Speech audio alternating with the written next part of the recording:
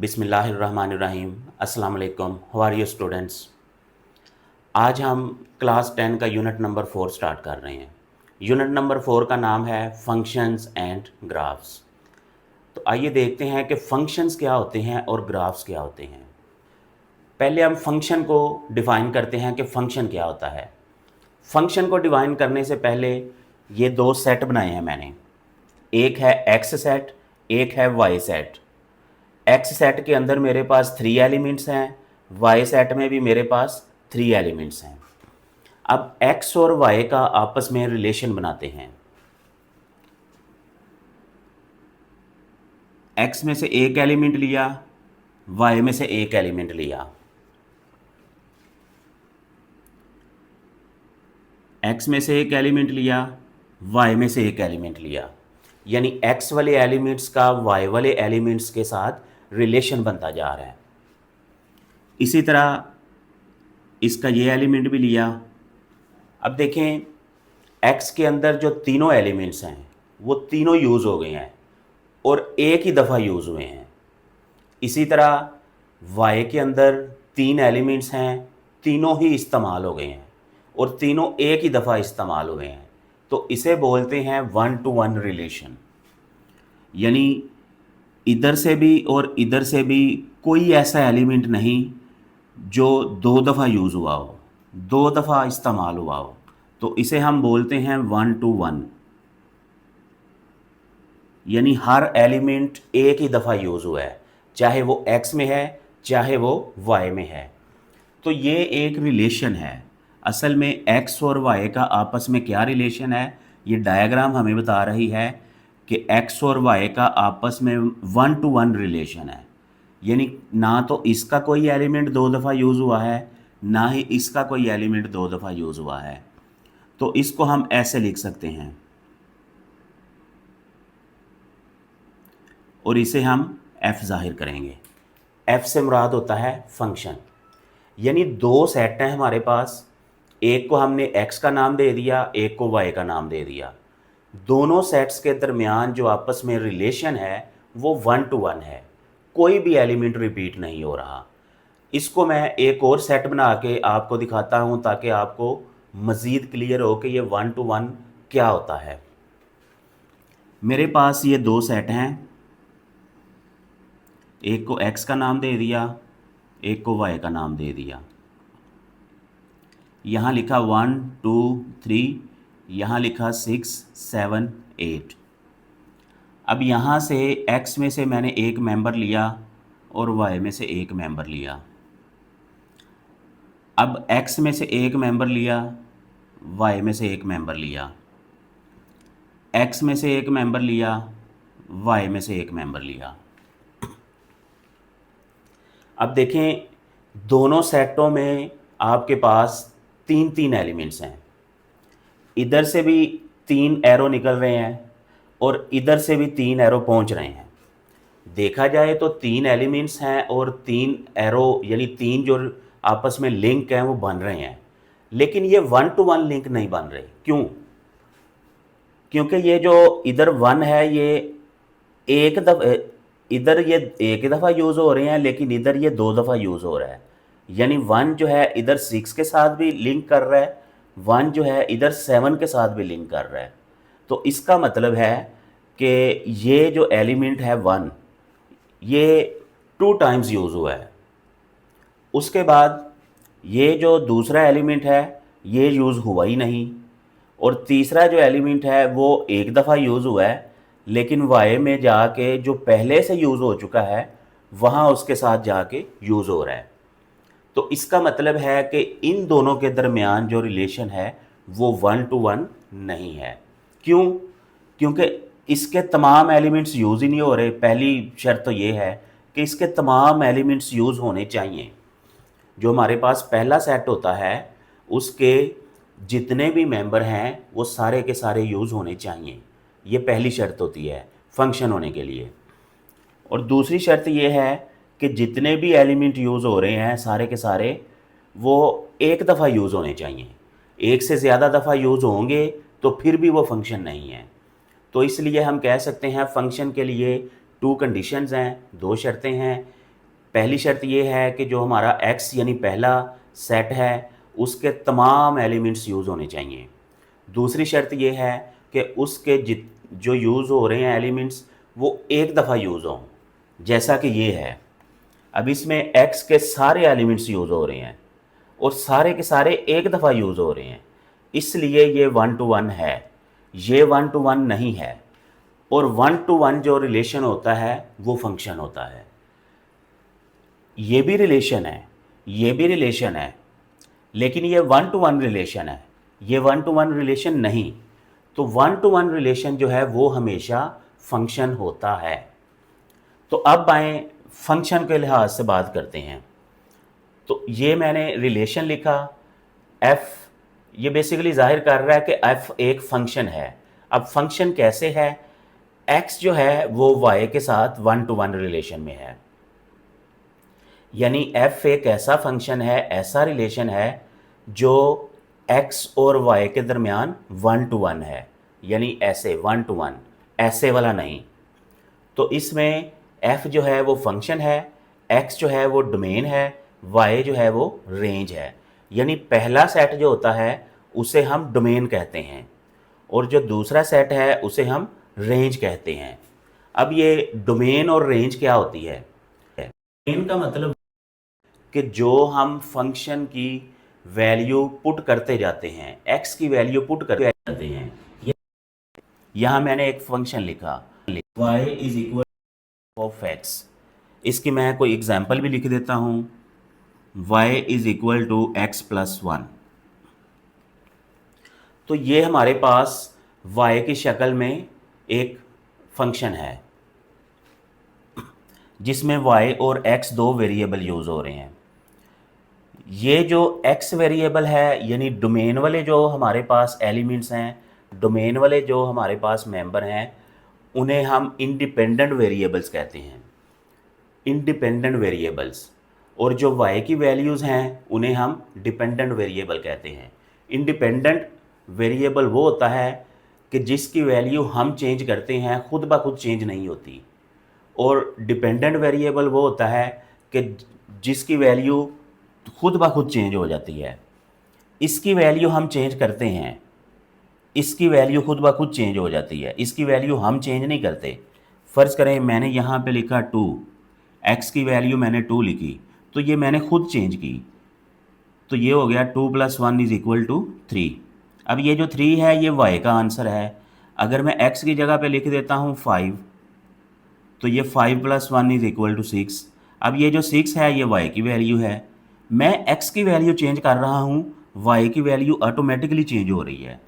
तो जिसकी वैल्यू खुद ब खुद चेंज ना हो उसे इंडिपेंडेंट वेरिएबल कहते हैं, और जिसकी वैल्यू खुद ब खुद चेंज हो जाए उसे डिपेंडेंट वेरिएबल कहते हैं। और इंडिपेंडेंट वेरिएबल का जो सेट होता है, इंडिपेंडेंट वेरिएबल्स का जो सेट होता है उसे डोमेन कहते हैं। इसे उर्दू में भी डोमेन कहते हैं, इसे उर्दू में रेंज कहते हैं। और जो डिपेंडेंट वेरिएबल्स का सेट होता है उसको हम रेंज का नाम देते हैं। तो ये एक छोटा सा इंट्रोडक्शन था कि फ़ंक्शन क्या होता है।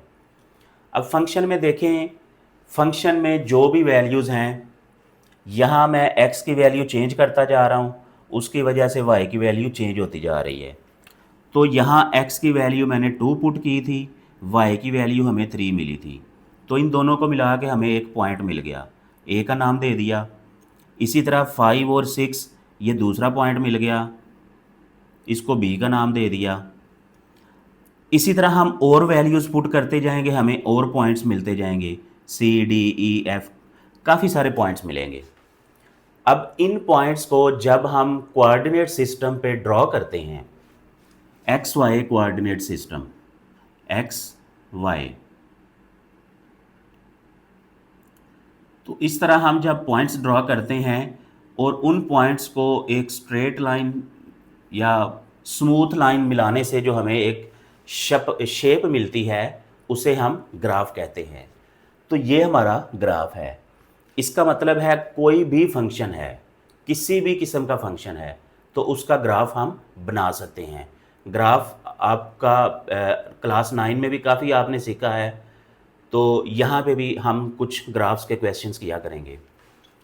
तो ग्राफ वो है कि जब हम एक्स वाई की वैल्यू पुट करते हैं हमें पॉइंट्स मिलते हैं। उन पॉइंट्स को जब हम एक्स वाई कोऑर्डिनेट सिस्टम पे ड्रॉ करके उनको आपस में ज्वाइन करते हैं तो वहाँ पे हमें एक ग्राफ मिलता है। अब हम एक्सरसाइज 4.1 स्टार्ट करते हैं, लेकिन एक्सरसाइज स्टार्ट करने से पहले इसके अंदर कुछ कॉन्सेप्ट्स हैं वो समझ लें ताकि एक्सरसाइज करनी आसान हो जाए, एक्सरसाइज के क्वेश्चन समझने आसान हो जाए। सबसे पहला कॉन्सेप्ट है कंपोजिट फंक्शन। कंपोजिट फंक्शन क्या होता है? कंपोजिट का मतलब होता है मिलाना, इकट्ठा करना। तो हमारे पास फ़र्ज़ करें दो फंक्शन हैं, F of X, G of X. Function हम कोई भी नाम दे सकते हैं, लाजमी नहीं कि हमने एफ़ का ही नाम देना है, हम पूरी एबीसी में से कुछ भी नाम दे सकते हैं। तो ये मेरे पास दो फंक्शन हैं। तो इसको जब मैं ऐसे लिखूँगा कि इस फंक्शन को मैं इस फंक्शन के अंदर ले आऊँगा, यानी एक्स की जगह पे ये पूरा फंक्शन मैंने लिख दिया, जैसे लिखा हुआ है जी ऑफ एक्स, और ये वाली ब्रैकेट लिख दी, तो इसे कहते हैं कंपोजिट फंक्शन। इसी तरह अगर इसको मैं इसकी शक्ल में लिख दूं, इसका रिवर्स करके लिख दूं, यानी जी लिखा हुआ है, यहाँ पे एक्स की जगह पे ये पूरे का पूरा मैं एफ ऑफ एक्स लिख देता हूँ, तो ये कंपोजिट फंक्शन है। इसी तरह एफ को एफ की शक्ल में भी लिख सकते हैं, यानी पहले एफ लिखा और फिर इस वेरिएबल की जगह पे ये पूरा फंक्शन लिख दिया, तो ये भी कंपोजिट फंक्शन है। इसी तरह जी को जी की शक्ल में लिखेंगे, यानी वेरिएबल की जगह पे ये पूरा फंक्शन लिख दिया जी ऑफ एक्स, तो ये भी कंपोजिट फंक्शन है। इसमें देखें दो फंक्शंस थे हमारे पास, तो उससे चार मुख्तलिफ किस्म के हमने कंपोजिट फंक्शन बना दिए। तो इसको हम एक्सरसाइज में करेंगे। अब इसको हम एक और तरीके से भी लिख सकते हैं, F of G of X. इसे पढ़ना कैसे है? F of G of X, F of G of X. तो इसे हम ऐसे लिखेंगे F of G of X, और इसे हम ऐसे लिखेंगे G of F of X, और इसे हम पढ़ेंगे लिखेंगे एफ ऑफ एक्स, और इसे हम पढ़ेंगे लिखेंगे जी ऑफ एक्स। तो ये दो फंक्शंस को आपस में इकट्ठा करके लिखने से कंपोजिट फंक्शन बनता है। अब नेक्स्ट इसमें टॉपिक है इन्वर्स फंक्शन, ये भी हम पढ़ेंगे। इन्वर्स फंक्शन क्या होता है? मैंने यहाँ लिखा था y is equal to F of X. दोनों तरफ अगर मैं एफ इन्वर्स ले लेता हूँ दोनों तरफ, तो ये हो जाएगा एफ इन्वर्स y, और ये हो जाएगा F inverse F of X. तो दोनों तरफ मैंने एफ इन्वर्स अप्लाई कर दिया। अब ये जो एफ इन्वर्स और एफ ये आपस में कैंसिल हो जाया करते हैं, ये दोनों एक दूसरे के उलट हैं, तो ये आ जाएगा F inverse Y is equal to X, यहाँ खाली एक्स रह जाएगा, और ये जो फंक्शन है ये वाई में चला जाएगा और इन्वर्स की शक्ल में चला जाएगा। यानी आमतौर पे जो हमारे पास फंक्शन है वो Y is equal to X की शक्ल में होता है। यहाँ से अगर हम x एक तरफ रहने दें, बाकी सारी चीज़ें एक तरफ ले आएँ, y minus one is equal to x, तो ये हमारा इन्वर्स फंक्शन बन गया है। यानी इसमें जो y है वो हमारा इंडिपेंडेंट वेरिएबल बन जाएगा, और ये जो है ये डिपेंडेंट बन जाएगा। यानी y की वैल्यू हम चेंज करेंगे और x की वैल्यू ऑटोमेटिकली खुद चेंज होती जाएगी, तो इसे कहते हैं इन्वर्स फंक्शन। अब देखते हैं कि डोमेन और रेंज क्या होती है। हमारे पास एक फंक्शन है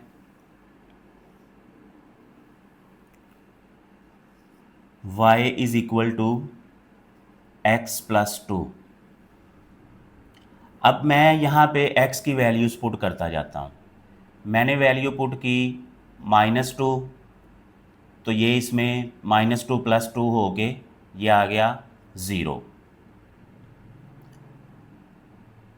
उसके बाद मैं वैल्यू पुट करता हूँ -1, तो ये -1 + 2 ये +1 आ गया। उसके बाद मैं वैल्यू पुट करता हूँ 0, 0 + 2 तो ये 2 हो गया। उसके बाद मैं वैल्यू पुट करता हूँ 1, ये 3 हो गया। उसके बाद मैं वैल्यू पुट करता हूँ 2 + 2 तो ये 4 हो गया। देखें ये सारा y के इक्वल आ रहा है। अब ये x की वैल्यूज़ हैं जो मैं पुट कर रहा हूँ, इंडिपेंडेंट वेरिएबल। तो ये जो x की वैल्यूज़ मैं पुट कर रहा हूँ ये डोमेन कहलाती है। अब हमें ये देखना है कि ये जो वैल्यूज़ मैंने पुट की हैं क्या सिर्फ यही वैल्यूज़ पुट की जा सकती हैं या और वैल्यूज़ भी पुट की जा सकती हैं। तो इस फंक्शन में देखें तो हमें साफ नज़र आ रहा है कि हम इसकी और वैल्यूज़ भी पुट कर सकते हैं। कैसे? देखें, मैंने यहाँ वैल्यू स्टार्ट की थी -2 से। अगर इससे नीचे चले जाएं, -2 से भी नीचे चले जाएं, -3, -4, -5, -6, -100, -1000, ठीक है। तो इस तरह जितनी मर्ज़ी वैल्यूज़, मैं एक वैल्यू पुट करके देखता हूँ, -1000 + 2, तो इसका आंसर आ गया -998। तो इसका मतलब है जब भी मैं x की वैल्यू पुट करता हूँ तो मेरे पास कोई ना कोई रियल नंबर आता है। रियल नंबर, आपने कॉम्प्लेक्स नंबर्स भी पढ़े हैं, रियल नंबर्स भी पढ़े हैं। कॉम्प्लेक्स नंबर्स वो होते हैं जिसमें स्क्वायर रूट के अंदर आपके पास माइनस आ जाए, तो ये कॉम्प्लेक्स नंबर हैं।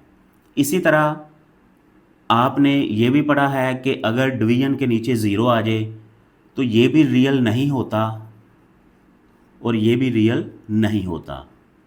इसके अलावा तकरीबन हर किस्म के नंबर जो हैं वो रियल होते हैं। इन दो शक्लों के अलावा बाकी हर किस्म का नंबर जो है वो रियल नंबर होता है, चाहे वो फ्रैक्शन में हो, चाहे वो डेसिमल में हो, चाहे वो माइनस में हो, पॉजिटिव में हो, ज़ीरो में हो, कोई भी नंबर है वो हमेशा रियल नंबर होता है। सिर्फ ये दो शक्लें नहीं आनी चाहिए। जब आप x की वैल्यू पुट करते हैं तो आपके पास ये देखें माइनस में आंसर आ गया तो ये रियल नंबर है। इन दोनों में से कोई भी शक्ल नहीं आई, तो इसका मतलब है कि x की वैल्यू आप जो मर्ज़ी पुट कर लें, जो मर्ज़ी, चाहे माइनस में पुट कर लें, पॉइंट में पुट कर लें, फ्रैक्शन में पुट कर लें, स्क्वायर रूट में पुट कर लें, कोई भी वैल्यू पुट कर लें, तो उसका आंसर हमेशा हमेशा रियल नंबर आएगा। तो ऐसी डोमेन को हम कहते हैं ऑल रियल नंबर्स। यानी जब भी हम कोई डोमेन की वैल्यू पुट करें और उसमें जो रेंज आती है, आंसर आता है y का, वो कभी भी कॉम्प्लेक्स नंबर ना हो या इस तरह का ना हो, यानी हमेशा रियल नंबर आए, तो फिर उसकी डोमेन में सारे रियल नंबर आ जाते हैं, चाहे वो माइनस के हों, चाहे वो प्लस के हों, डेसिमल के हों, फ्रैक्शन के हों। तो इसको लिखने का ये तरीका होता है, domain of f is equal to r, capital R, यानी रियल नंबर्स। इसको एक और तरीका भी है लिखने का, -∞ +∞, यानी -∞ से लेके +∞ तक। अब ये जो ब्रैकेट है, स्मॉल ब्रैकेट, ये इसमें शामिल नहीं होता। स्मॉल ब्रैकेट का मतलब है कि ये नंबर शामिल नहीं और इससे जो बड़ा नंबर है वो शामिल है। और यहाँ भी इस ब्रैकेट का मतलब है कि ये नंबर शामिल नहीं बल्कि इससे छोटा नंबर जो है वो शामिल होगा। इसी तरह इसको अगर मैं ऐसे लिख देता हूँ, फ़र्ज़ करें मैं किसी क्वेश्चन में हमारे पास डोमेन आती है 1 से लेके 5 तक, तो इसको मैं ऐसे लिखता हूँ। अब यहाँ पे मैंने स्क्वायर ब्रैकेट लिखी, बड़ी ब्रैकेट लिखी और यहाँ पे छोटी ब्रैकेट लिखी। छोटी ब्रैकेट जब भी आप लिखेंगे इसका मतलब है कि ये उसकी डोमेन में शामिल नहीं होगा, बल्कि इससे छोटा नंबर शामिल होगा। और जब मैं ये स्क्वायर ब्रैकेट लिखता हूँ तो इसका मतलब है कि ये इसकी डोमेन में शामिल होगा। तो इसकी डोमेन को ये लिखने का तरीका है। अब आ जाते हैं रेंज की तरफ। रेंज वो तमाम वैल्यूज़ हैं। यहाँ देखें, मैं x की वैल्यू चेंज करता जा रहा था तो यहाँ y की वैल्यू ऑटोमेटिकली चेंज हो रही थी। x की वैल्यू चेंज कर रहा था, y की वैल्यू ऑटोमेटिकली चेंज हो रही थी। तो इसे कहते हैं रेंज, यानी y की जो वैल्यूज़ आती हैं वो हमें रेंज कहलाती है। अब रेंज के बारे में हमने देखना है कि कौन कौन सी वैल्यूज़ इसमें शामिल हो सकती हैं। उसके लिए हमें डोमेन को देखना पड़ता है। डोमेन में हमने सारी वैल्यूज़ पुट की, इसका मतलब है कि यहाँ पे हमारे पास कोई ना कोई रियल नंबर आ रहा है।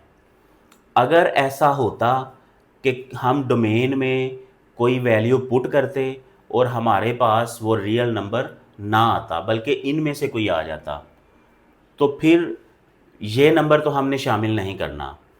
उसके बाद हम ये देखते हैं कि डोमेन में हम जो वैल्यूज़ पुट कर रहे हैं उसके लिहाज से रेंज में कौन सी वैल्यूज़ आ रही हैं। प्लस वाली वैल्यूज़ आ रही हैं, माइनस वाली वैल्यूज़ आ रही हैं, ज़ीरो आ रहा है, या कहाँ से नीचे वैल्यूज़ आ रही हैं, कहाँ से नीचे वैल्यूज़ नहीं आ रही। तो ये सारी चीज़ें हमने देखनी होती हैं।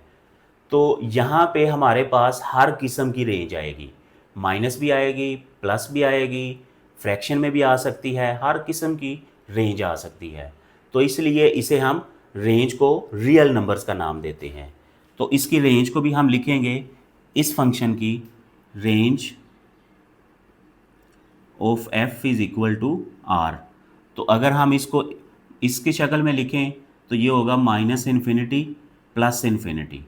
तो यही इसकी डोमेन है, यही इसकी रेंज है। उम्मीद है कि आपको डोमेन और रेंज का कॉन्सेप्ट अच्छी तरह क्लियर हो गया होगा, इसकी अच्छी तरह समझ आ गई होगी, क्योंकि क्लास 9, क्लास 10, क्लास 11, क्लास 12 इन चारों क्लासेस में ये डोमेन और रेंज का कॉन्सेप्ट बहुत ज़रूरी है। जहाँ जहाँ भी फंक्शन का ज़िक्र आएगा वहाँ वहाँ डोमेन और रेंज की हमें ज़रूरत पड़ेगी।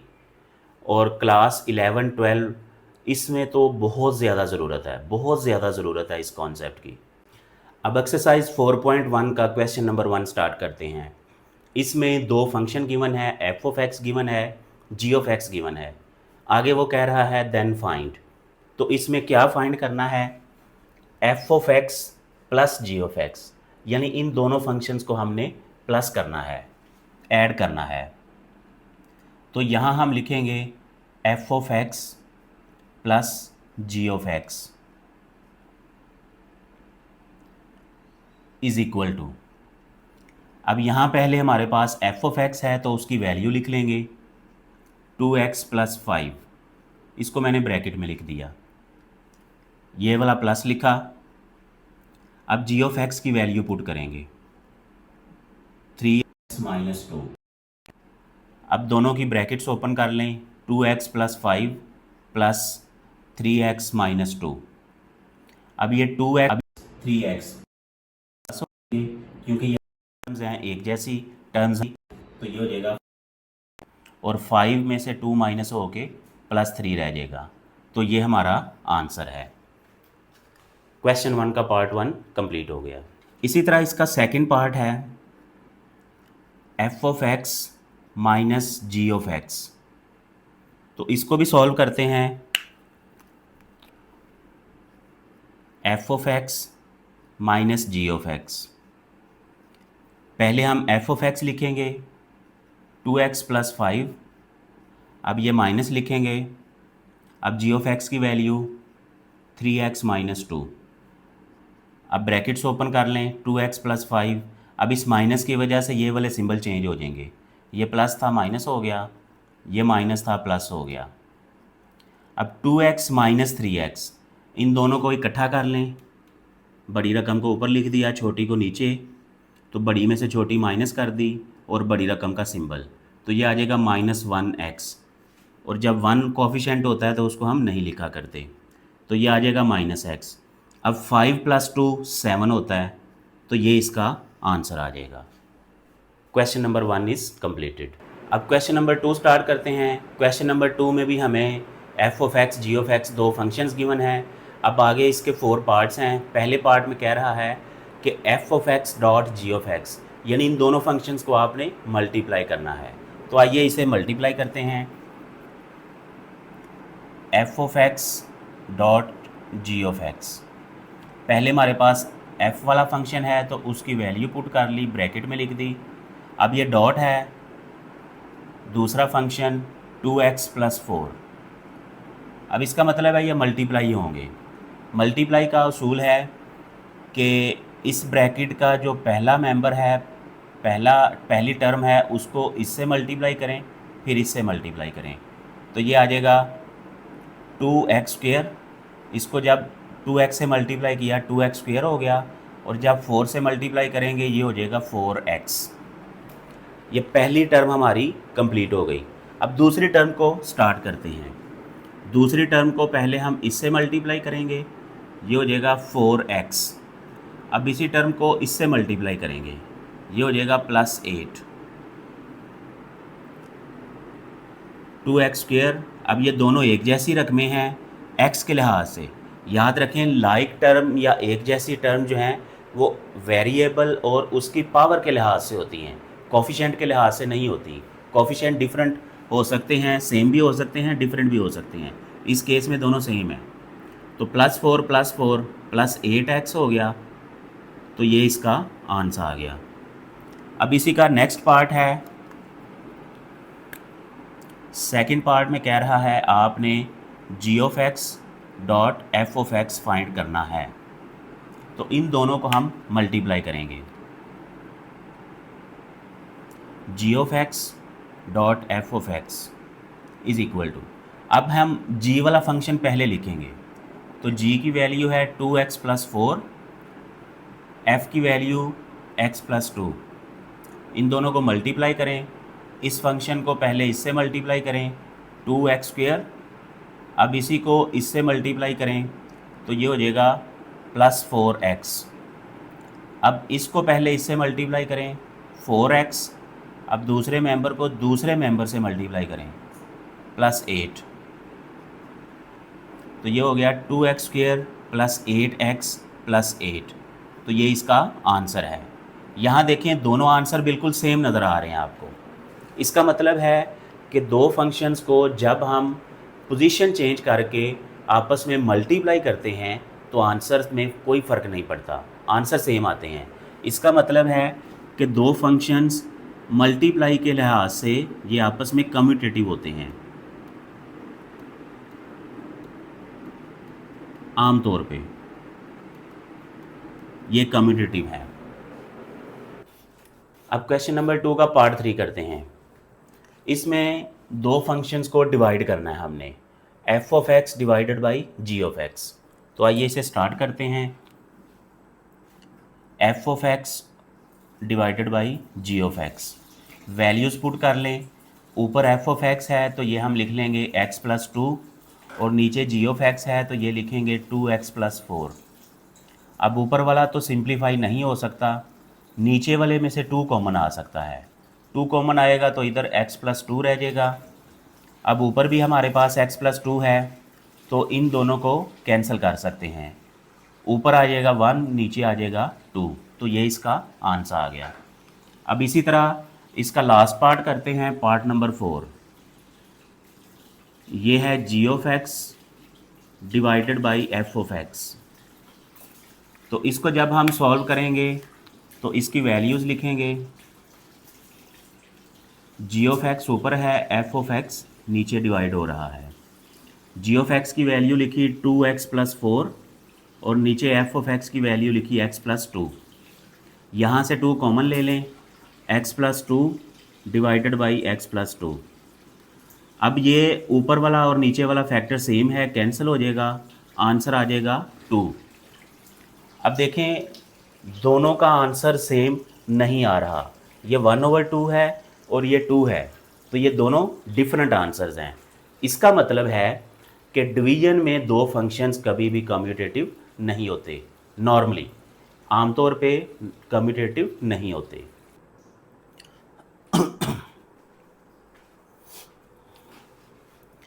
अब क्वेश्चन नंबर 3 स्टार्ट करते हैं। क्वेश्चन नंबर 3 में कह रहा है कि आपके पास दो फंक्शन हैं f एंड g। तो उसके लिए हमने 4 किस्म के कंपोजिट फंक्शन फाइंड करने हैं। अब इसमें कंपोजिट फंक्शन का कॉन्सेप्ट यूज़ होना है। एक हमने f ऑफ g, यानी f को पहले रखना है, g को f का फंक्शन बनाना है। g को पहले रखना है, f को g का फंक्शन बनाना है। f को पहले रखना है, फिर f को f का फंक्शन बनाना है। g को पहले रखना है, फिर g को g का फंक्शन बनाना है। तो ये 4 पार्ट्स हमने कैलकुलेट करने हैं और इसके लिए f और g की वैल्यू हमें दे दी है। तो ये पार्ट 1 है। a b c d हमने ये 4 पार्ट्स करने हैं। तो उसके लिए f और g की वैल्यूज़ हैं हमारे पास। पहले हम ये वाला फाइंड करते हैं। तो इसके लिए हमें क्या करना है, पहले हमने f ऑफ x लिख दिया 2x + 3। अब हमने g ऑफ x लिख दिया x पावर 3। अब इसको हमने बनाना है, तो इसका मतलब है f of g of x। तो इसको हम ऐसे भी लिख सकते हैं f of g of x, यानी f हमारा मेन फंक्शन है और x की जगह पे हमने g ऑफ x लिख दिया। अब g ऑफ x क्या है हमारे पास, ये है x पावर 3। अब f वाला फंक्शन लिखेंगे। पहले हमने यहाँ पे ये वाला फंक्शन लिखा g का, अब हम f का फंक्शन लिखेंगे। f का फंक्शन है हमारे पास 2x + 3, लेकिन इसको ऐसे नहीं लिखेंगे। अब जो हमने x लिखना है उसकी जगह पे ये ब्रैकेट के अंदर वाली चीज़ लिखेंगे जो भी है। तो इसलिए x की जगह पे हम लिखेंगे x पावर 3 और ये वाला +3 ऐसे ही आ जाएगा।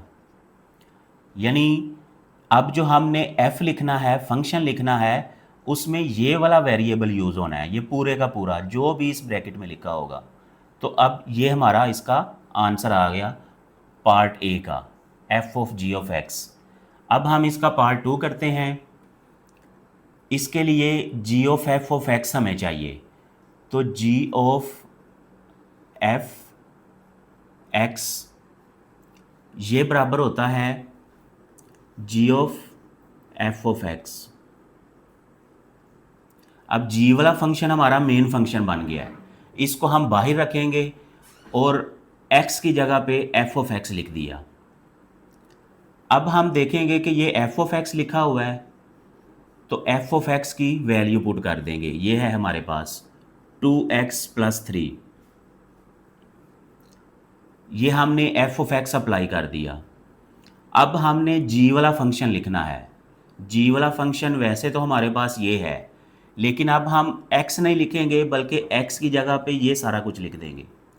तो हम लिखेंगे 2x + 3, यानी x को हमने इसके साथ रिप्लेस कर दिया, बदल दिया। अब x पावर 3 आई थी तो इसलिए ये इसकी पावर 3 हो जाएगी। अब इसका नेक्स्ट सी पार्ट है f ऑफ x। तो इसको हम लिख सकते हैं f ऑफ x, यानी बाहर वाला फंक्शन भी f है, अंदर वाला फंक्शन भी f है। तो ये f ऐसे लिख दिया, इस f ऑफ x की जगह पे इसकी वैल्यू पुट कर दी 2x + 3। अब हमने यहाँ पे f वाला फंक्शन लिखना है। वैसे तो ये है फंक्शन, लेकिन x की जगह पे हम ये पूरी वैल्यू लिखेंगे, सिर्फ x की जगह पे। तो इसलिए ये फंक्शन बन जाएगा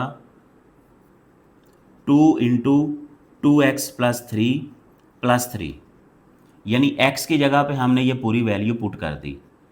तो 2 को अंदर मल्टीप्लाई कर दें, 4x + 6 + 3, इसे सिंप्लीफाई कर दें तो ये हो जाएगा 4x + 9।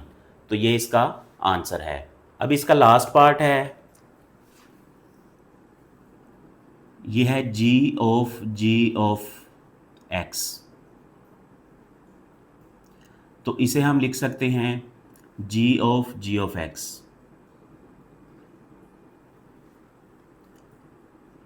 तो ये वाला जी हमने बाहर लिखा, तो जी ऑफ एक्स की जगह पे हमने उसकी वैल्यू पुट कर दी एक्स पावर 3। अब इस जी का फंक्शन भी हमारे पास एक्स पावर 3 है, लेकिन इस x की जगह पे हमने ये सारी चीज़ लिखनी है, तो इसलिए इसको लिखेंगे x पावर 3 और फिर इसकी पावर 3 जो हमारे पास फंक्शन की पावर है। तो एक ही वेरिएबल की दो पावर्स आपस में मल्टीप्लाई हो रही हैं, तो ये हो जाएगा x पावर 9।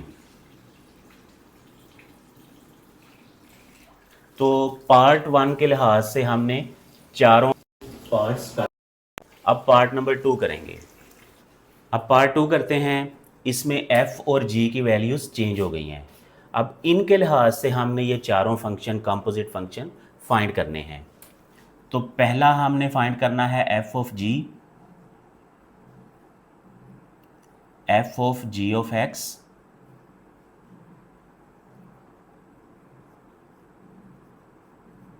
इसको हम लिख सकते हैं f of g of x, यानी पहला जो फंक्शन है उसको बाहर रखा, दूसरा जो फंक्शन है उसको अंदर वेरिएबल की जगह पे रखा। अब g ऑफ x की वैल्यू पुट करें, ये है हमारे पास 2x² माइनस 1 और बाहर हमारे पास f है। अब f का फंक्शन है हमारे पास 2/x, लेकिन इसको हमने ऐसे नहीं लिखना, बल्कि x की जगह पे हमने ये सारी वैल्यू पुट करनी है। तो ये हो जाएगा 2x² माइनस 1। तो ये इसका आंसर है, इससे ज़्यादा ये सिंप्लीफाई नहीं हो सकता। अब इसका दूसरा पार्ट है g of f of x, तो इसे हम g को बाहर लिखेंगे और f को अंदर इसका वेरिएबल बना देंगे। अब यहाँ पे हम f ऑफ x की वैल्यू पुट करेंगे 2/x। अब हम g का फंक्शन लिखेंगे 2x² माइनस 1, लेकिन x को हमने x नहीं लिखना, बल्कि x की जगह पे ये वाली वैल्यू लिखनी है। तो इसलिए x को मिटा के हम ये लिखते हैं 2/x ब्रैकेट के अंदर। अब इसे ओपन कर लें क्योंकि ये सिंप्लीफाई हो सकता है। ये हो जाएगा 4 और नीचे आ जाएगा x² minus 1।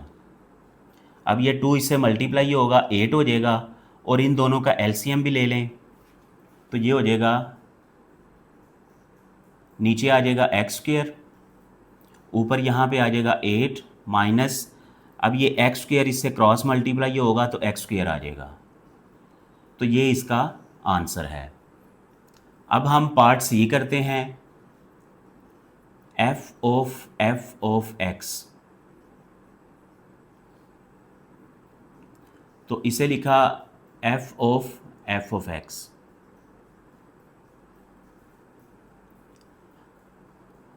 f of x है हमारे पास 2/x।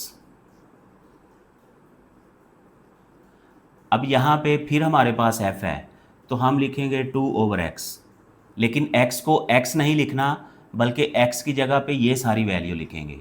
तो यहाँ आ जाएगा 2/x।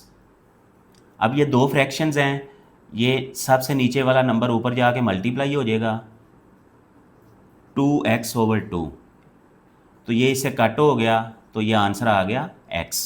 तो यहाँ पे हमारे 3 पार्ट्स हो जाते हैं। अब डी पार्ट करते हैं, g ऑफ x, तो इसे हम लिख सकते हैं g ऑफ x। अब यहाँ वैल्यू पुट करें, g फंक्शन है हमारे पास 2x² माइनस 1, 2x² माइनस 1। अब दोबारा से हम यहाँ लिखेंगे 2x² माइनस 1, लेकिन इसको ऐसे नहीं लिखेंगे, बल्कि इस x की जगह पे ये सारी वैल्यू लिखेंगे। तो हम लिखेंगे 2x² माइनस 1 और ये वाला माइनस 1। अब इस 2 को अंदर मल्टीप्लाई कर दें क्योंकि ये सिंप्लीफाई हो सकता है। 4x² माइनस 2 माइनस 1, तो ये आ जाएगा 4x² माइनस 3। तो ये हमारे पास पार्ट 2 के ये चारों कंपोजिट फंक्शन फाइंड हो गए। अब पार्ट 3 में f और g की वैल्यू हमारे पास चेंज हो गई हैं दोनों फंक्शंस। अब इसके लिए हम चारों कंपोजिट फंक्शन फाइंड करेंगे। पहला है f of g of x, इसको हम लिखेंगे f of g of x। f बाहर रखा, g ऑफ x का फंक्शन लिखा x प्लस 1/2। अब हमने f का फंक्शन लिखना है 2x माइनस 1, लेकिन x को हमने ऐसे नहीं लिखना बल्कि x की जगह पे ये सारी वैल्यू पुट करनी है। तो x की जगह पे हमने लिखा x प्लस 1/2 और ये वाला -1। अब ये ऊपर नीचे 2 कैंसिल हो सकता है, ये आ जाएगा x plus 1 minus 1 is equal to x। तो ये हमारे पास x आंसर आ गया। अब नेक्स्ट है हमारे पास g of f of x, इसको हम लिख सकते हैं g of f of x। अब f ऑफ x की वैल्यू है हमारे पास 2x माइनस 1। अब हमने g का फंक्शन लिखना है, तो इसे लिखते हैं 2x माइनस 1 और ये प्लस 1 और इस सारे के नीचे 2। तो ये आ जाएगा 2x, ये 0 हो गया ओवर 2, तो ये इससे कट होके x आ गया। तो ये इसका आंसर आ गया। अब इसका तीसरा पार्ट करते हैं f ऑफ x। तो ये लिखेंगे f ऑफ x। अब ये बाहर भी f फंक्शन है, अंदर भी f फंक्शन है। पहले हम अंदर वाला फंक्शन लिख लेते हैं 2x माइनस 1। अब दोबारा हम 2x माइनस 1 लिखेंगे, लेकिन x की जगह पे ये सारा पुट करेंगे। तो इसलिए ये हो जाएगा 2x माइनस 1 माइनस 1, अंदर मल्टीप्लाई कर लें 4x minus 2 minus 1 4x minus 3। तो ये हमारे पास तीसरे का आंसर आ गया। अब लास्ट है g ऑफ x, इसे हम लिख सकते हैं g ऑफ x। अब यहाँ g ऑफ x की वैल्यू पुट करेंगे x प्लस 1/2। अब दोबारा से हम x प्लस 1/2 लिखेंगे, लेकिन x की जगह पे हम लिखेंगे x प्लस 1/2 और ये प्लस 1 और इस सारे के नीचे 2, यानी इस x की जगह पे हमने ये वाली वैल्यू पुट कर दी। अब इन दोनों का एलसीएम लेते हैं, नीचे 2 आ गया, यहाँ जो है वही आ जाएगा x प्लस 1 प्लस, इसको इधर क्रॉस मल्टीप्लाई कर दें, ये 2 हो जाएगा और नीचे भी ये 2। ये हो गया x प्लस 1 प्लस 2 यानी x प्लस 3 और ये 2 नीचे आ जाएगा और इस 2 के साथ मल्टीप्लाई हो जाएगा, ये आ जाएगा x प्लस 3/4। तो यहाँ पे ये सारे पार्ट्स हमने कैलकुलेट कर लिए। Question number 3 is completed. अब क्वेश्चन नंबर 4 करते हैं। क्वेश्चन नंबर 4 है फाइंड वैल्यू ऑफ k। हमने k की वैल्यू फाइंड करनी है such that f of g of x is equal to g of f of x, यानी ये दो फंक्शंस आपस में इक्वल हैं, ये उसने बता दिया हमें। अब f ऑफ x की वैल्यू गिवन है, g ऑफ x की वैल्यू गिवन है। अब सबसे पहले हम ये फाइंड करेंगे और फिर ये फाइंड करेंगे। पहले हम f ऑफ x की वैल्यू लिख लेते हैं।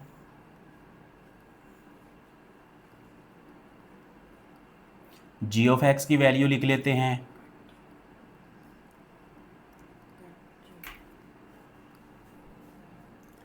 अब f of g of x लिखते हैं। f of g of x।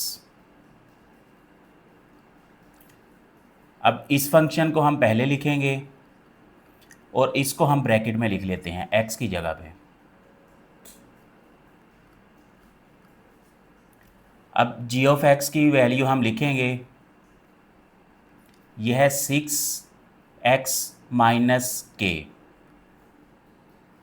अब हम f का फंक्शन लिखेंगे 3x प्लस 2, लेकिन x की जगह पे हमने ये सारा लिखना है, इसलिए ये लिखेंगे 6x माइनस k और साथ में ये 2 प्लस। इसे सिंप्लीफाई करते हैं 18x माइनस 3k प्लस 2। इससे आगे ये सॉल्व नहीं हो सकता, तो ये वैल्यू आ गई हमारी f of g of x। अब हम g of f of x find करते हैं। g of f of x ये बराबर होगा g of f of x। अब यहाँ हम f ऑफ x का फंक्शन लिखते हैं 3x प्लस 2। अब g का फंक्शन लिखते हैं, g का फंक्शन है 6x माइनस k, लेकिन x की जगह पे हमने ये पूरी चीज़ लिखनी है, तो ये आ जाएगा 6 into 3x plus 2 minus k। अंदर मल्टीप्लाई कर दें 18x प्लस 12 माइनस k। यह आ गया हमारा g of f of x। अब क्वेश्चन के अंदर उसने कहा हुआ है कि ये दोनों इक्वल हैं, तो लिहाजा हम यहाँ पे दोनों को लिख लेते हैं। f of g of x is equal to g of f of x। अब इनकी वैल्यूज़ पुट कर लेते हैं। f of g of x की वैल्यू है 18x minus 3k plus 2 is equal to g of f of x की value है 18x plus 12 minus k। अब k की वैल्यू हमने फाइंड करनी है। k को एक साइड पे ले आते हैं, बाकी रकमें एक साइड पे। माइनस 3k ऑलरेडी इधर है, ये वाला k इधर आके प्लस k हो जाएगा। 18x ये इधर से आके माइनस हो जाएगा, ये 12 और ये इधर से आके माइनस हो जाएगा। अब इन दोनों को माइनस करें, सॉल्व करें, तो ये आ जाएगा -2k। ये 18x माइनस 18x ये कैंसिल हो जाएगा। 12 माइनस 2 10। अब k की वैल्यू हमने फाइंड करनी है, -2 इधर आके डिवाइड हो जाएगा। 2 के टेबल पे कट कर लें तो k की वैल्यू हमारे पास -5 आ गई। तो इस तरह दो फंक्शंस को इक्वल रख के हम k की वैल्यू बड़ी आसानी से फाइंड कर सकते हैं। Question number 4 is completed. अब हम क्वेश्चन नंबर 5 स्टार्ट करते हैं। क्वेश्चन नंबर 5 में दो फंक्शंस गिवन है हमें।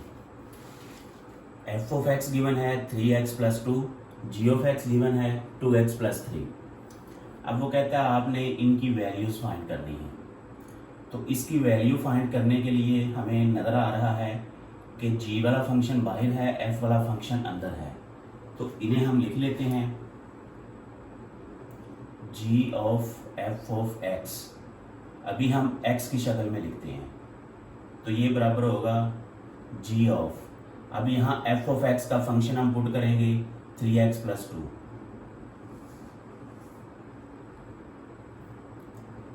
अब यहाँ हम g वाला फंक्शन लिखेंगे। g वाला फंक्शन है हमारे पास 2x प्लस 3 2। अब x की जगह पे हम ये सारी वैल्यू पुट करेंगे 3x प्लस 2 और एंड पे प्लस 3। इन्हें सिंप्लीफाई करें 6x plus 4 plus 3 6x plus 7। अब ये हमारे पास x की शक्ल में फाइनल फंक्शन आ गया है, लेकिन हमने इसकी वैल्यू फाइंड करनी है। तो वैल्यू उसने कहा हुआ है कि आपने यहाँ 4 वैल्यू पुट करनी है, तो हम इधर भी 4 लिख देते हैं। g ऑफ f ऑफ 4 और इधर भी x की जगह पे 4 लिख देते हैं। 6 4 24 प्लस 7, तो ये हो जाएगा 31। ये इसका आंसर आ गया। अब हम पार्ट नंबर 2 करते हैं। इसको भी ऐसे करेंगे f ऑफ x। अब ये अंदर बाहर दोनों ही f वाले फंक्शन हैं। अब f ऑफ x की वैल्यू लिखेंगे, जो हमारे पास फंक्शन है 3x प्लस 2। अब बाहर अगेन जो है वो f वाला फंक्शन है, तो हम लिखेंगे 3 इंटू x की जगह पे हम ये सारी वैल्यू लिखेंगे 3x प्लस 2 और आगे प्लस 2। इन्हें सिंप्लीफाई करें, 9x plus 6 plus 2 9x plus 8। अब ये वाली वैल्यू हमने पुट करनी है 3, f of 3 9 into 3 plus 8 27 plus 8 ये आ जाएगा 35। ये पार्ट 2 का आंसर आ गया। अब हम पार्ट नंबर 3 करेंगे। f of g of x, तो f वाला फंक्शन बाहर है, g वाला फंक्शन यहाँ अंदर है, तो g वाला फंक्शन लिखेंगे 2x प्लस लेफ्ट साइड पे हम लिखेंगे g ऑफ x और यहाँ हम इसका फंक्शन लिखेंगे 2x प्लस 3। अब f वाला फंक्शन हमने लिखना है 3x की जगह पे हमने ये सारा लिखना है 2x प्लस 3 और आगे प्लस 2 6x प्लस 9 प्लस 2 ये हो जाएगा 6x प्लस 11। अब ये -2 वैल्यू पुट करेंगे, f ऑफ g ऑफ -2, इधर भी x की जगह पे -2 पुट करेंगे, -12 plus 1 it is equal to -1। क्योंकि बड़ी रकम के साथ माइनस है। Question number 5 is completed. अब क्वेश्चन नंबर 6 स्टार्ट करते हैं। हमारे पास कुछ फंक्शंस दिए होंगे f ऑफ x, इनका इन्वर्स हमने फाइंड करना है और वो भी x की शक्ल में। तो इन्हें सॉल्व करते हैं। अब ये जो f ऑफ x है इसको हम y के बराबर फर्ज कर लेते हैं। Let f of x is equal to y। तो यहाँ से हम ऐसे लिख सकते हैं, दोनों तरफ f इन्वर्स ले लिया, f inverse f of x, f inverse y, दोनों तरफ हमने इन्वर्स ले लिया। अब ये इन्वर्स और f ये दोनों कैंसिल हो जाएंगे, यहाँ खाली x रह जाएगा और यहाँ पे f इन्वर्स y। अब f ऑफ x को हमने y कह दिया था तो इसलिए यहाँ पे y लिख सकते हैं, y is equal to 2x minus 3। अब हम इस ऐसा करें कि फ्लिप कर लें, वो वाली साइड इस तरफ लिख लें, ये वाली साइड इस तरफ लिख लें। 2x minus 3 is equal to y। अब x हमने इधर रहने देना है और बाकी सारी रकमें दूसरी तरफ ले जाएंगे, यानी x की शक्ल में हमने ये फंक्शन बनाना है। अभी हमें ये y की शक्ल में नज़र आ रहा है, 2x is equal to y plus 3। अब इस 2 को भी इधर लेके आएंगे, 2 इसके साथ मल्टीप्लाई हो रहा है, इधर आके डिवाइड हो जाएगा, y प्लस 3 ओवर 2। तो ये x की शक्ल में हमारे पास फंक्शन बन गया। अब x जो है ये हमारे पास f इनवर्स y लिखा हुआ है, तो हम यहाँ लिखेंगे f inverse y is equal to y plus 3 over 2। यहाँ आप रीज़न भी लिख सकते हैं क्योंकि x जो है वो f इनवर्स y के इक्वल है। अब यहाँ देखें, ये हमारे पास एक फंक्शन है इनवर्स का y की शक्ल में और उसका आगे जो फंक्शन है वैल्यू है वो भी हमारे y की शक्ल में नज़र आ रहा है। तो अगर इस y की जगह पे मैं कोई और वेरिएबल लिख देता हूँ, फ़र्ज़ करें मैं z लिख देता हूँ, तो अगर मैं यहाँ z लिखता हूँ तो यहाँ भी z लिख दूँगा, अगर मैं यहाँ x लिखूँ तो यहाँ भी x लिख दूँगा, अगर मैं यहाँ t लिखूँ तो यहाँ भी t लिख दूँगा। इसका मतलब है कि इस वेरिएबल को मैं किसी और वेरिएबल में चेंज कर सकता हूँ। क्योंकि दोनों तरफ वही वेरिएबल यूज़ हो रहा है, सिर्फ रिप्लेस करना है हमने। तो यहाँ हम करेंगे रिप्लेस y बाय x, यानी y को x के साथ तब्दील करने से। तो अब देखें ये हो जाएगा f inverse x is equal to x plus 3 over 2। तो ये हमारे पास x की शक्ल में f इनवर्स आ जाएगा। इनवर्स हमने फाइंड कर लिया x की शक्ल में। अब क्वेश्चन नंबर 6 का पार्ट 2 करते हैं। f of x is equal to 4x3 minus 1। उसी तरह हम लेट करेंगे, let f of x is equal to y। तो यहाँ से x क्या होगा, f इनवर्स y। अब इस रकम को हमने y के बराबर कहा हुआ है, तो x इस रकम को इस तरफ लिख लेते हैं और y को इस तरफ। अब बारी बारी हमने सारी चीज़ें इधर लेके आनी है। 4x3 is equal to Y plus 1।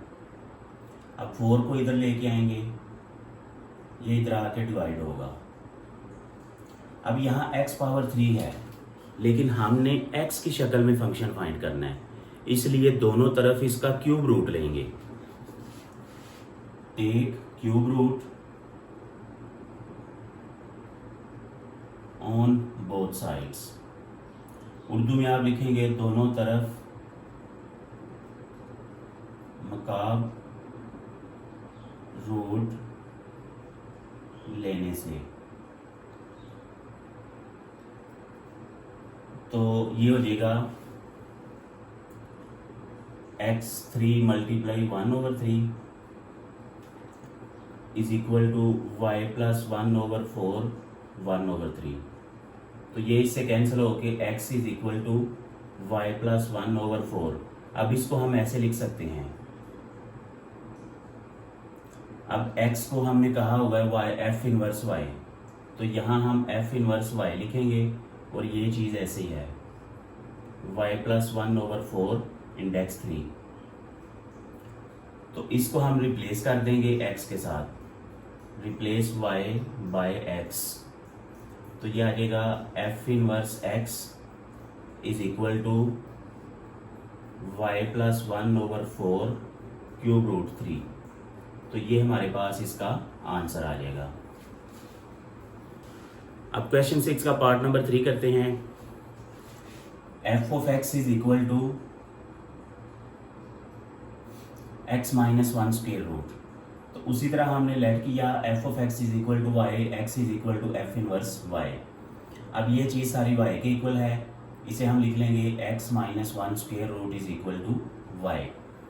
अब इसका स्क्वेयर रूट हमने ख़त्म करना है, तो दोनों तरफ हम स्क्वेयर कर लेंगे, take square on both sides. अब इसको उर्दू में लिखेंगे दोनों तरफ मुरब्बा लेने से। x minus 1 square root square is equal to Y square. ये कैंसिल हो गया, x minus 1 is equal to Y square, x is equal to Y square plus 1। तो ये x एक साइड पे आ गया, बाकी सारी चीज़ें एक साइड पे। अब x को हम लिख सकते हैं f इनवर्स y और ये है वाई स्क्वेयर प्लस 1। अब यहाँ हम इसको रिप्लेस कर देंगे, रिप्लेस y बाय x। तो ये हो जाएगा f inverse x is equal to X square plus 1।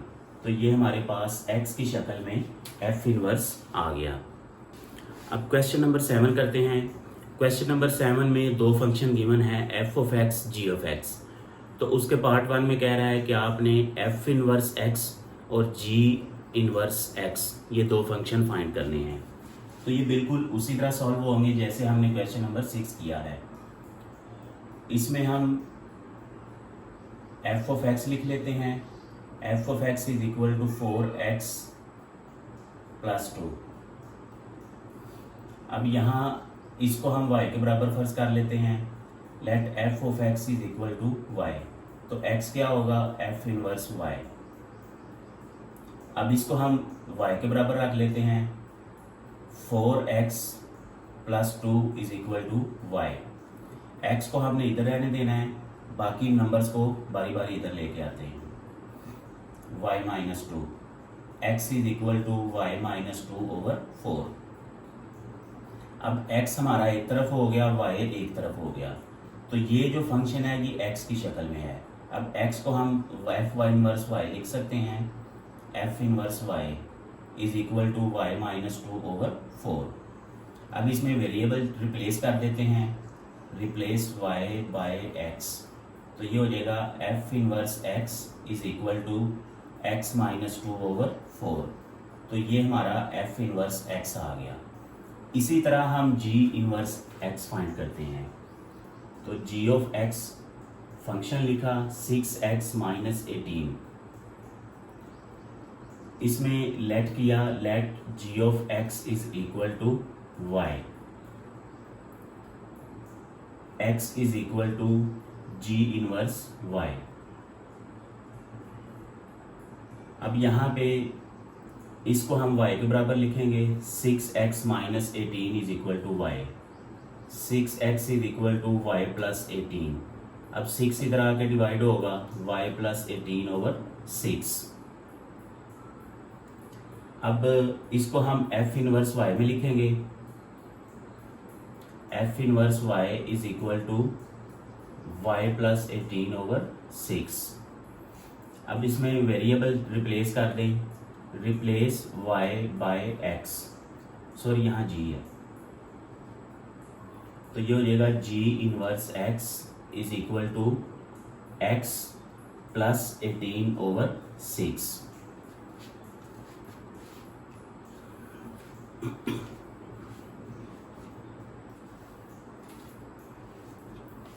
अब क्वेश्चन नंबर 7 का पार्ट 2, इसमें कह रहा है find x if f inverse x is equal to g inverse x, यानी अगर ये दोनों बराबर हैं तो आपने x की वैल्यू फाइंड करनी है।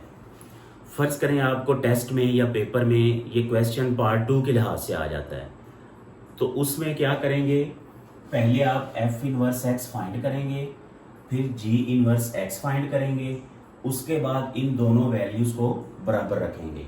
तो यहाँ मैं सॉल्व करता हूँ इसको ताकि x की वैल्यू फाइंड की जा सके। अब उसमें क्या दिया हुआ है, f inverse x is equal to g inverse x। अब f इनवर्स x ये है हमारे पास x माइनस 2 ओवर 4 और g inverse x plus 18 over 6। अब इन दोनों को सॉल्व करते हैं।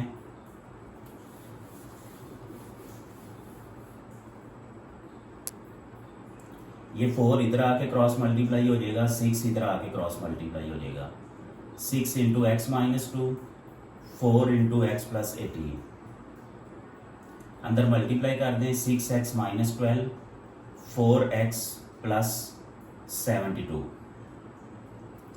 अब x वाली रकमें इधर इकट्ठी कर लें, x के बगैर इधर इकट्ठी कर लें, 6x minus 4x is equal to 72 plus 12, ये हो जाएगा 2x is equal to 84, x is equal to 84 over 2 तो डिवाइड कर दें, ये आ जाएगा 42, तो x की वैल्यू हमें 42 मिल गई। Question number 7 is completed. अब क्वेश्चन नंबर 8 करते हैं। वो कह रहा है कि आपने प्रूव करना है f of f inverse x is equal to f inverse f of x is equal to x, यानी आपने इन दोनों को सॉल्व करना है तो उसका आंसर x आएगा, फिर इन दोनों को सॉल्व करना है उसका आंसर x आएगा, तो ये हमने प्रूव करना है। तो इसमें डिफरेंट पार्ट्स हैं, पहले पार्ट 1 है, इसे हम लिख लेते हैं, f of x is equal to x minus 6। अब यहाँ पे हम लेट कर लेते हैं, let f of x is equal to y, x is equal to f inverse y। अब इसको हम y के बराबर रख लेते हैं, x minus 6 is equal to y, x is equal to y plus 6, f inverse y is equal to y plus 6, replace y by x, ये आ जाएगा f inverse x is equal to x plus 6। तो अब हमारे पास f of x भी आ गया, हमारे पास f इनवर्स x भी आ गया। अब हम ये फाइंड करते हैं पहले, f of f inverse x। तो इसके लिए f वाला हमने बाहर लिखा और f इनवर्स हम यहाँ पे अंदर लिखेंगे। तो f इनवर्स x है हमारे पास x प्लस 6। अब हम f वाला फंक्शन लिखेंगे, f वाला फंक्शन है x माइनस 6, लेकिन x की जगह पे हम ये वैल्यू पुट करेंगे माइनस 6, ब्रैकेट ओपन कर लें, x plus 6 minus 6 is equal to x, तो ये आ गया f of f inverse x। अब a का आंसर तो हमारा x के इक्वल आ गया। अब हम इसे सॉल्व करते हैं, f inverse f of x is equal to f inverse, अब f ऑफ x का जो फंक्शन है वो है x माइनस 6, अब एफ इनवर्स का जो फंक्शन है वो है ये x प्लस सिक्स, तो x की जगह पे हम ये लिखेंगे x minus six plus six, x minus six plus six is equal to x. तो यहाँ देखें कि यहाँ से आप इसे वन का नाम दे दें ताकि इसको एक्सप्लेन करना आसान हो जाए। From one and two, Urdu में आप लिखेंगे मुसावात एक और दो की रू से। तो नीचे आप ये चीज़ लिख देंगे यही, क्योंकि ये वैल्यू भी x के बराबर आ रही है, ये वैल्यू भी x के बराबर आ रही है, तो इसका मतलब है कि ये तीनों चीज़ें आपस में बराबर हैं। तो यहाँ हम लिख देते हैं f of f inverse x is equal to f inverse of f of x is equal to x, और नीचे लिख देंगे हैंस प्रूव्ड, साबित शुदा।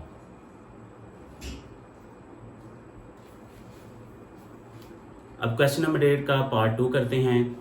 इसमें फंक्शन चेंज हो गया है 7x माइनस 4, तो हमने फंक्शन लिखा, इसको y के बराबर फर्ज किया, यहाँ से x आ गया f इनवर्स y। अब इस फंक्शन को हम y के बराबर लिखेंगे 7x minus 4 is equal to y, 7x is equal to y plus 4, x is equal to y plus 4 over 7। अब इसको हम f इनवर्स y लिखेंगे, f inverse y is equal to y plus 4 over 7। अब इसको x के साथ replace कर दें, replace y by x, f inverse x is equal to x plus 4 over 7। अब हमारे पास f ऑफ x भी है, f इनवर्स x भी है, तो अब हम ये फाइंड करते हैं।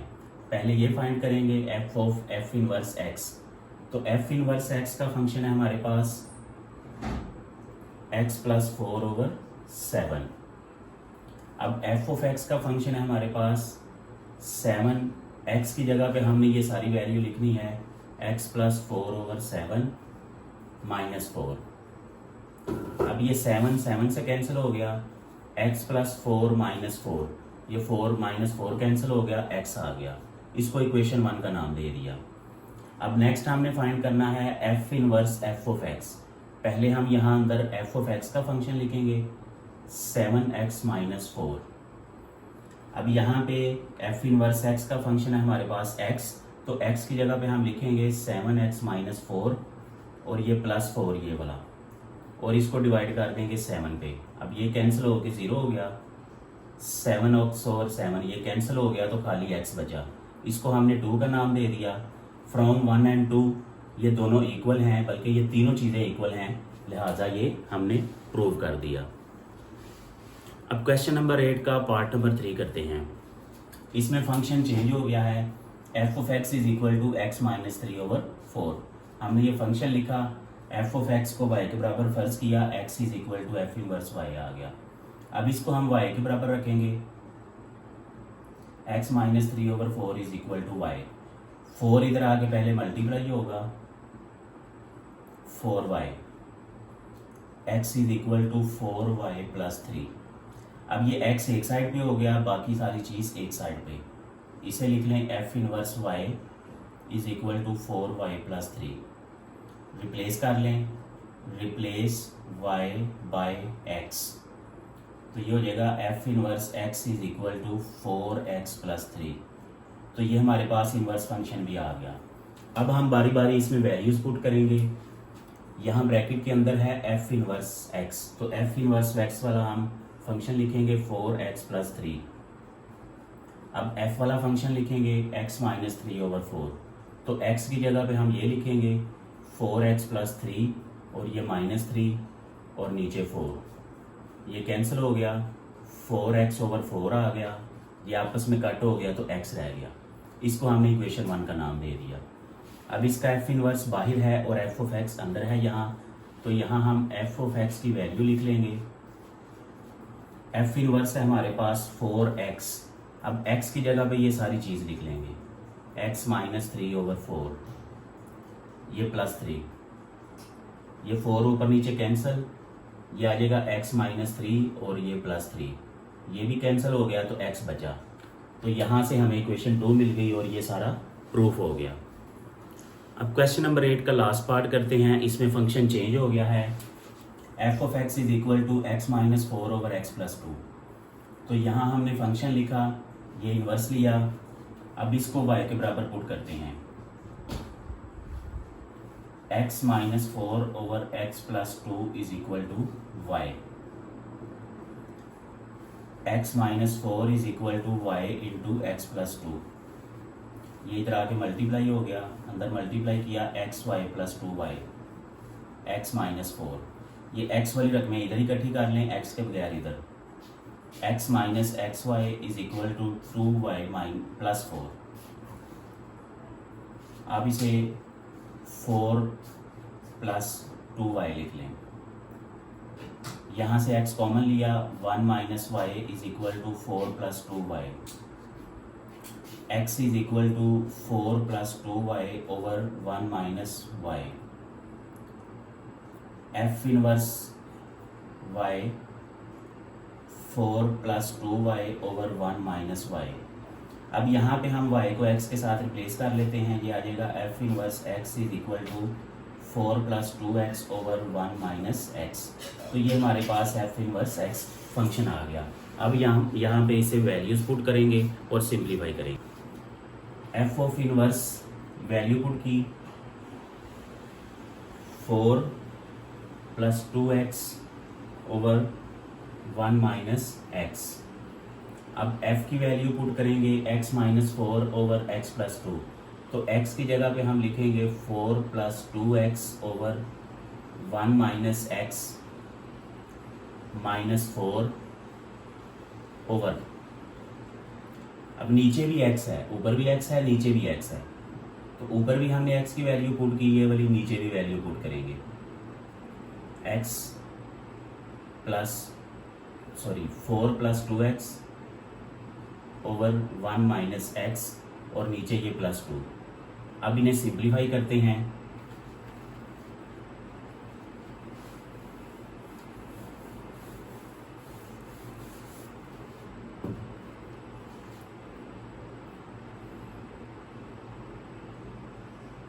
इन दोनों का एलसीएम लिया, यह आ गया 1 minus x, 4 plus 2x minus 4 into 1 minus x. ये इधर क्रॉस मल्टीप्लाई कर दिया, नीचे भी ऐसे किया, 1 माइनस एक्स एलसीएम लिया और यहाँ आ गया 4 plus 2x plus 2 into 1 minus x. अब इन्हें सिंप्लीफाई किया, ब्रैकेट ओपन की, 4 plus 2x minus 4 plus 4x। अब ये जो 1 माइनस एक्स है और ये नीचे 1 माइनस एक्स है, ये आपस में कैंसिल हो जाएंगे। क्यों कैंसिल होंगे? देखें, आपके पास 1 ओवर यानी a over b over c over d, main fraction में ऊपर भी फ्रैक्शन है, नीचे भी फ्रैक्शन है, तो ये चीज़ इसके इक्वल होती है यानी कैंसिल हो सकती है, और ये चीज़ आपस में कैंसिल हो सकती है। इसको आप ऐसे भी लिख सकते हैं, a over b multiply d over c। तो यहाँ भी आप देख सकते हैं कि जो पहली और तीसरी रकम है वो आपस में कैंसिल हो सकती है अगर इक्वल हो, तो दूसरी और चौथी आपस में कैंसिल हो सकती है अगर इक्वल हो। तो ये यहाँ पे b रकम है, ये यहाँ पे d रकम है, तो ये आपस में कैंसिल हो गई। और नीचे आ गया हमारे पास 4 plus 2x plus 2 minus 2x। अब ये कैंसिल हो गया, यहाँ ये कैंसिल हो गया, ये आ गया 6x ओवर 6, ये कैंसिल हो के बाकी आ गया x। तो ये हमारे पास इसकी वैल्यू आ गई x। अब हम दूसरी वैल्यू फाइंड करेंगे। इस साइड पे वो जगह कम थी इसलिए मैं यहाँ पे करने लगा हूँ, f inverse f of x। अब यहाँ हमने f इनवर्स लिखा, f ऑफ x है हमारे पास x minus 4 over x plus 2। अब यहाँ f इनवर्स x की वैल्यू पुट की, जो कि हमारे पास है 4 प्लस 2x। अब x की जगह पे हम ये लिखेंगे x minus 4 over x plus 2 divided by 1 minus x. अब x की वैल्यू है हमारे पास ये वाली x minus 4 over x plus 2। अब ये होगा, एलसीएम ले ले इसका भी, बिल्कुल उसी तरह जैसे हमने यहाँ पे किया था। अब यहाँ नीचे रकम है x प्लस 2, तो ये इधर क्रॉस मल्टीप्लाई होगा, इसे हम लिख देंगे 4 इंटू एक्स प्लस 2 और ये प्लस 2 इंटू एक्स माइनस 4। इधर नीचे भी इसका एलसीएम लिया x प्लस 2, ये इधर क्रॉस मल्टीप्लाई हो गया, ये आ जाएगा x plus 2 minus into x minus 4। अब ये तो ऊपर नीचे कैंसिल हो गया, इनकी ब्रैकेट्स ओपन कर लें, 4x plus 8 plus 2x minus 8 और नीचे ये भी ओपन कर लें, x plus 2 minus x plus 4। Minus की वजह से ये दोनों सिंबल चेंज हो गए। अब ये प्लस 8 माइनस 8 कैंसिल हो गया, यहाँ पे x प्लस माइनस कैंसिल हो गया, ये हो गया 4x प्लस 2x 6x और नीचे 2 प्लस 4 6, ये इससे कैंसिल होके x आ गया। तो यहाँ ये वैल्यू भी x के इक्वल आ गई, ये वैल्यू भी x के इक्वल आ गई। इसको आप इक्वेशन 1 का नाम दे दें, इसको इक्वेशन 2 का नाम दे दें और उसी तरह नीचे लिख दें फ्रॉम 1 एंड 2 कि ये हमने प्रूव कर दिया और नीचे hence proved. Question number 8 is completed. अब हम क्वेश्चन नंबर 9 स्टार्ट करते हैं। क्वेश्चन नंबर 9 में कह रहा है without finding f inverse x। हमने f इनवर्स x फाइंड नहीं करना, तो फिर भी हमने f ऑफ x और f इनवर्स x दोनों की डोमेन और रेंज फाइंड करनी है। तो आइए इसे सॉल्व करते हैं। हमने यहाँ पे f ऑफ x लिखा 12x माइनस 3। मैं यहाँ पे -1 पुट करता हूँ, put x is equal to -1। f of -1 is equal to 12 into -1 minus 3 minus 12 minus 3 is equal to -15। अब मैं +1 पुट करता हूँ, put x is equal to 1, तो ये हो जाएगा 12 into 1 minus 3, 12 minus 3 is equal to 9। अब ये हमने क्यों किया? हमने ये इसलिए चेक किया कि हम इसमें माइनस की वैल्यू पुट करके चेक कर लेते हैं, हम इसमें प्लस की वैल्यू पुट करके चेक कर लेते हैं, हम ज़ीरो पुट करके भी चेक कर सकते हैं। तो हमने देखा कि जब हमने माइनस वैल्यू पुट की तो इसका आंसर -15 आया, जो कि रियल नंबर है। यार यहाँ आपने लिखना नहीं, जस्ट मैं समझा रहा हूँ कि ये रियल नंबर है। इसी तरह 1 पुट करेंगे तो इसका भी आंसर रियल नंबर आएगा। अगर आप यहाँ पे 0 पुट करेंगे तो ये 0 माइनस 3 आंसर आएगा, तो वो भी रियल नंबर है। इसका मतलब है कि x की आप कोई भी वैल्यू पुट कर लें तो आपके पास आंसर हमेशा रियल नंबर आएगा। अब यहाँ से हमने डोमेन और रेंज का कॉन्सेप्ट सीखना है। डोमेन क्या होती है, रेंज क्या होती है। देखें, आप x की वैल्यूज पुट करते जाएं, कभी भी आपको रियल नंबर के अलावा आंसर नहीं मिलेगा। हम x की कोई भी वैल्यू पुट कर लें तो उसका आंसर कुछ भी आ सकता है, माइनस आ सकता है, प्लस आ सकता है, 0 आ सकता है, डेसिमल आ सकता है, फ्रैक्शन में आ सकता है, स्क्वायर रूट में आ सकता है, किसी भी तरह का आंसर आ सकता है।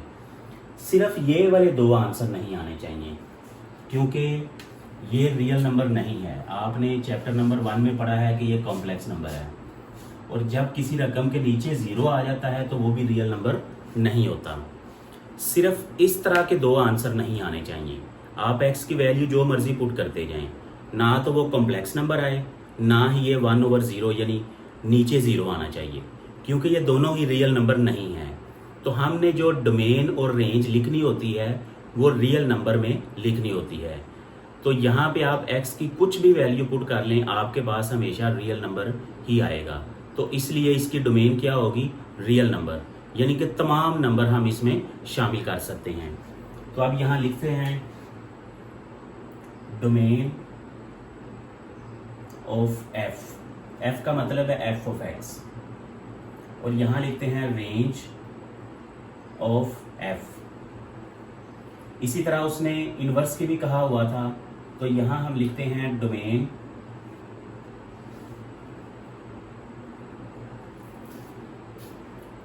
Of F inverse, range of F inverse. अब एफ ऑफ एक्स की हमने बात की कि कोई भी वैल्यू पुट कर लें तो उसकी डोमेन हमेशा रियल नंबर ही आएगी, उसका आंसर रियल नंबर ही आएगा।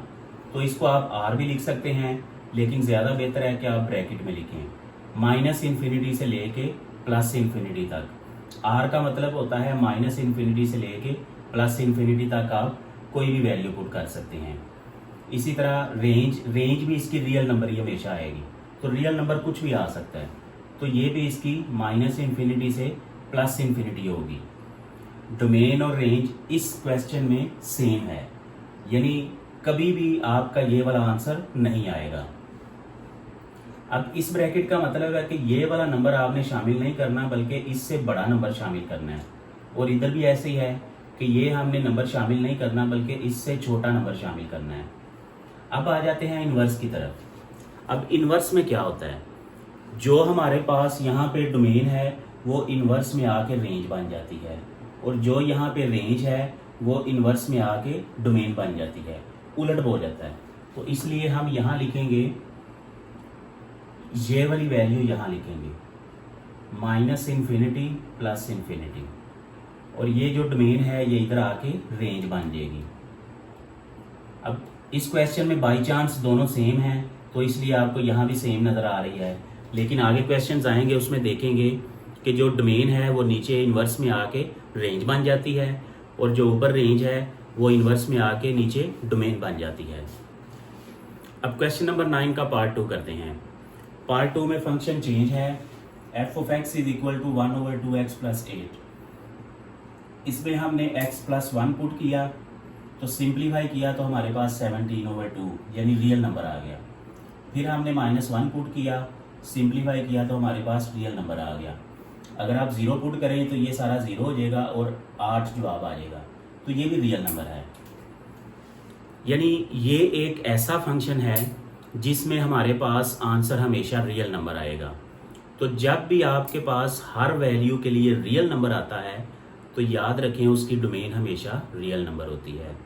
तो इस क्वेश्चन में भी सेम है, domain of F real number, range of F ये भी रियल नंबर है, क्योंकि कोई भी वैल्यू आ सकती है रियल नंबर की। तो डोमेन ऑफ एफ इनवर्स, अब ये जो डोमेन है ये इसकी रेंज इधर आके डोमेन बन जाएगी, और इसकी जो डोमेन है वो इधर आके इसकी रेंज बन जाएगी। Part number 2 is completed. अब क्वेश्चन 9 का पार्ट 3 करते हैं। इसमें फंक्शन चेंज है, F of x is equal to x/1 plus x. तो हमने यहाँ फंक्शन लिखा, यहाँ पे -1 पुट किया, -1 पुट किया तो नीचे आ गया 1 -1, तो 1 -1 0 आ गया। तो जब हमने -1 पुट किया तो इसका आंसर नीचे डिवीजन में 0 आ गया। अभी हमने बात की थी कि नीचे 0 नहीं आना चाहिए, क्योंकि ये रियल नंबर नहीं है। अब इसका मतलब है कि -1 जब हमने पुट किया था तो ये इसकी डोमेन में शामिल नहीं हो सकता। क्यों नहीं हो सकता? क्योंकि जब भी हम -1 यहाँ पे लिखेंगे x की जगह पे, तो इसका आंसर नीचे 0 आ जाएगा, जो कि 1/0 की शक्ल में रियल नंबर नहीं होता। इसका मतलब है -इन्फिनिटी से लेके प्लस इन्फिनिटी तक ये वाहिद नंबर है जो इसकी डोमेन में शामिल नहीं होगा, बाकी सारे नंबर इसकी डोमेन में शामिल होंगे। तो अब इसकी डोमेन हम लिखेंगे कैसे?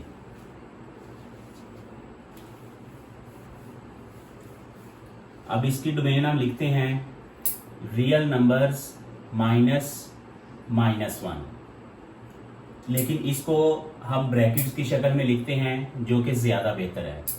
यानी -इन्फिनिटी से लेके -1 तक, उसके बाद यानी -1 हमने पुट नहीं करना। इस ब्रैकेट का मतलब है -1 पुट नहीं करना, लेकिन इसमें हम बाकी वैल्यूज प्लस वाली तो पुट कर सकते हैं। तो इसका मतलब है यूनियन -1 प्लस इन्फिनिटी।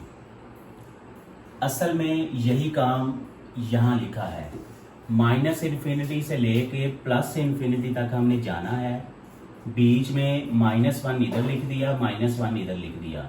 इसका मतलब है -1 ना तो इसमें शामिल है, -1 ना ही इसमें शामिल है, यानी कि ओवरऑल -1 शामिल नहीं है। बाकी चाहे प्लस के हैं, माइनस के हैं, फ्रैक्शन के हैं, डेसिमल के हैं, सारे के सारे शामिल होंगे। तो इसलिए इसका आंसर हम ऐसे लिखेंगे। अब नेक्स्ट इसकी रेंज हमने क्या लिखनी है। रेंज में देखें, कभी भी इसका आंसर आपके पास 1 नहीं आएगा। इसके अलावा बाकी हर किस्म के आंसर आएंगे। डेसिमल में आ सकते हैं, माइनस में आ सकते हैं, ओवरऑल 0 भी आ सकता है। कभी भी आपके पास 1 नहीं आएगा। फर्ज करें आप यहाँ पे 1 पुट करते हैं तो ये हो जाएगा 1/1 + 1, तो ये आ जाएगा 1/2, तो ये 1 के इक्वल नहीं है। आप इसमें जो मर्जी वैल्यू पुट कर लें, कभी भी आपके पास इसका आंसर 1 नहीं आएगा। इसका मतलब है कि इसकी रेंज में से हमने 1 को ख़त्म करना है, बाकी सारी इसकी रेंज शामिल है। तो उसके लिए लिखेंगे -∞ +1, यानी +1 हमने शामिल नहीं करना, यूनियन 1 ∞। तो ये हमें बताता है कि इसकी डोमेन में -1 शामिल नहीं होगा, बाकी हर किस्म के नंबर शामिल होंगे। और ये रेंज नीचे बता रही है कि इसमें +1 शामिल नहीं होगा, बाकी सारे नंबर शामिल होंगे। तो अब इसकी डोमेन इनवर्स ये बताया था, इसकी जो डोमेन है वो इसकी रेंज बन जाती है और इसकी जो रेंज है वो इसकी डोमेन बन जाती है। तो इधर हम लिखते हैं -∞ 1 यूनियन 1 ∞, और ये इधर आ जाएगा -∞ -1 यूनियन -1 ∞। तो ये इसकी हमने डोमेन रेंज लिख ली। अब क्वेश्चन नंबर 9 का लास्ट पार्ट करते हैं, पार्ट नंबर 4। अब इसमें फंक्शन हमें नज़र आ रहा है x - 2 स्क्वायर रूट।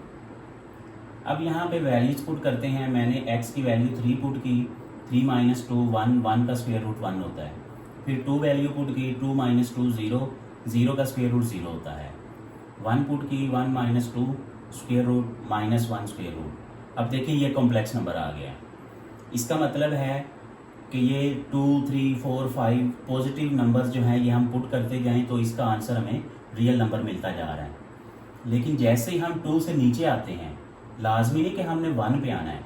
2 से अगर हम 1.9 पुट करते हैं तब भी हमें कॉम्प्लेक्स नंबर ही मिलेगा। इसका मतलब है कि 2 इज़ दी बॉर्डर लाइन। 2 से हमने स्टार्ट करना है इसकी डोमेन में। 2 से नीचे हम वैल्यू पुट नहीं करेंगे, क्योंकि 2 से नीचे वैल्यू पुट करेंगे तो हमारे पास हमेशा कॉम्प्लेक्स नंबर आएगा। तो कॉम्प्लेक्स नंबर कभी भी नहीं आना चाहिए कैलकुलेशन में।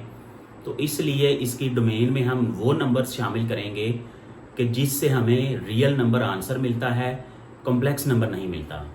तो इसलिए मैंने क्या लिखा, इसकी डोमेन में 2 से लेके इन्फिनिटी तक लिखा। अब यहाँ पे आपको ये वाली ब्रैकेट नज़र आ रही है।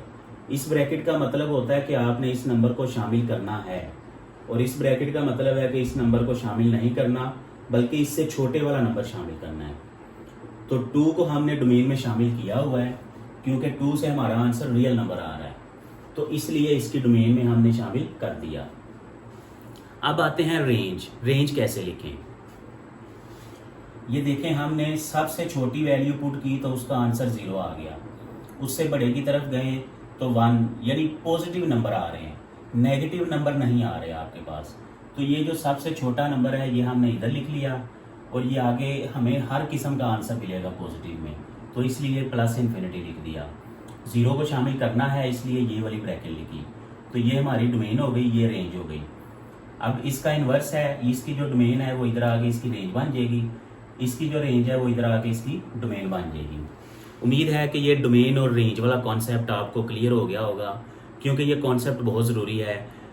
ये जहाँ जहाँ भी फंक्शन का जिक्र होगा वहाँ वहाँ इसकी डोमेन रेंज की ज़रूरत पड़ेगी। Question 9 is completed.